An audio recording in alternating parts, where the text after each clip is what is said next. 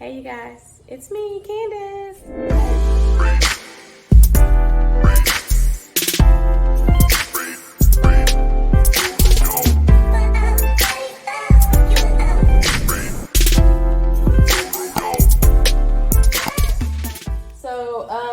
Today I'm actually working on an all over shirt in my garage. Yes, it's in South Louisiana heat. As you can see, I'm sweating. It's 7 p.m. and it's probably still 100 degrees. This is my heat press that I use for my all over shirts.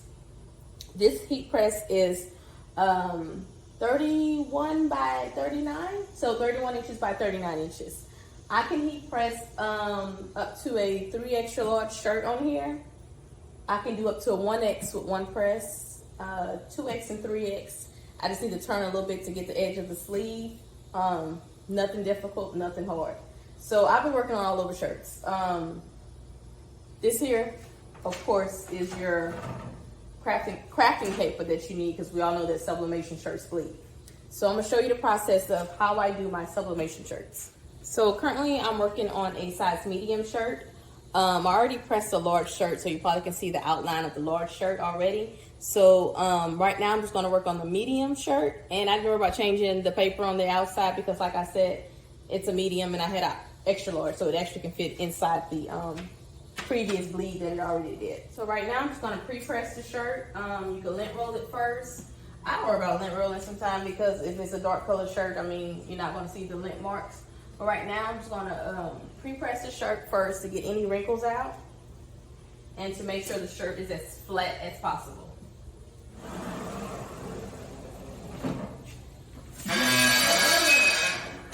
I purchased this heat press, I want to say in the beginning of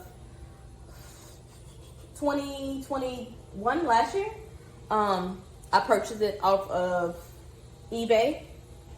So as you can see, the shirt is pressed very, very flat.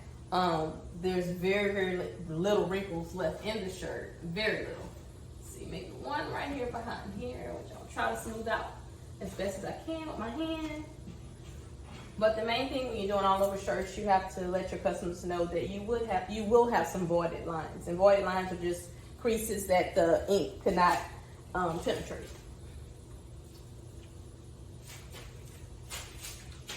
So let's talk about the design. I started doing all over shirts a couple of years ago. First I was outsourcing them out, and then I started creating them. When I said outsourcing them out, I mean I was printing them somewhere else and still pressing or designing and sending to someone else to press. So once I purchased my F570 printer, which is a 24-inch sublimation printer, I started printing myself. Actually, before that, I was printing with my 7710, and I was able to print 13 by 19 size sheets. And with those 13 by 19 size sheets, I had to print probably about 6 to 8 shirts, and I had to tape them all together. It was a long process, but I mean, hey, I did what I had to do at the time. So back in about 2 years ago, I purchased the Epson F570, which is a sublimation printer. It's a 24-inch printer. So it allows me to do all over shirts with 2 sheets. So this image here is actually a medium shirt. So what I would do is I would design in I would design in Photoshop. So I design my designs, my t-shirts in Photoshop. I learned everything I pretty much know by either trial and error or from Innate Lab. Shannon over at Innate Lab has, awesome templates. If you know nothing about Photoshop, purchase one of her templates and just start designing. Follow her YouTube videos, you got it. I also teach one-on-one classes if you need any help. So like I said, I purchase her templates. Sometimes I use her designs. Sometimes I just erase everything and start over from scratch. It just depends on what I'm looking for. So after I design in Photoshop, I simply split the design into 2 sheets and I print it with my F570. After I print it with my F570, I simply just paste the 2 sheets together. So this is 1 sheet and this is 2 sheets. The size you're gonna need to do your work board is like 48 by 48 inches. That way you pretty much get 2 24-inch sheets. And you're really not gonna need even much that big of a sheet once you start doing your small and medium shirts.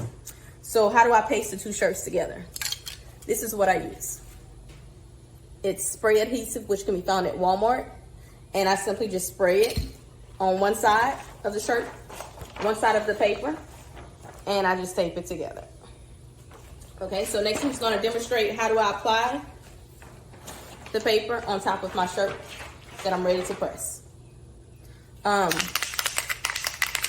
First thing first, I spray a little bit of this so that the shirt doesn't move. Just a little dab. That's it. That's all you need. And next I'm just going to line up my shirt on top.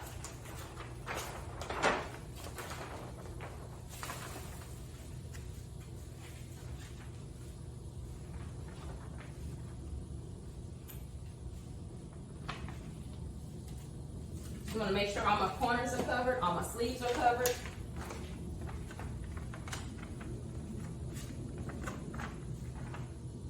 I look good on that side. I know that it's centered. You can also feel the edges. You can feel the edges to make sure you're centered. You can flip your shirt over this like this to make sure that all your edges of the shirt is covered.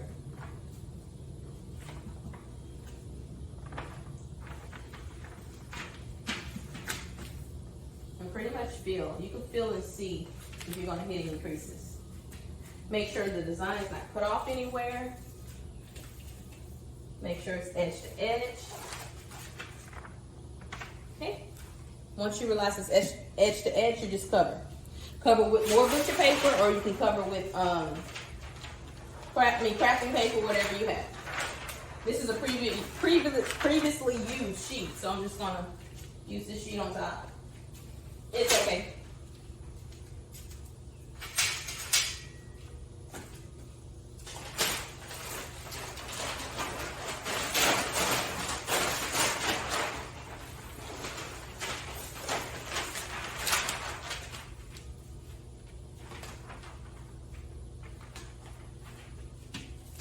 All right, so next, close your heat press. Heat press is set at 400 degrees. And now I'm going to okay. Now it's time to reveal.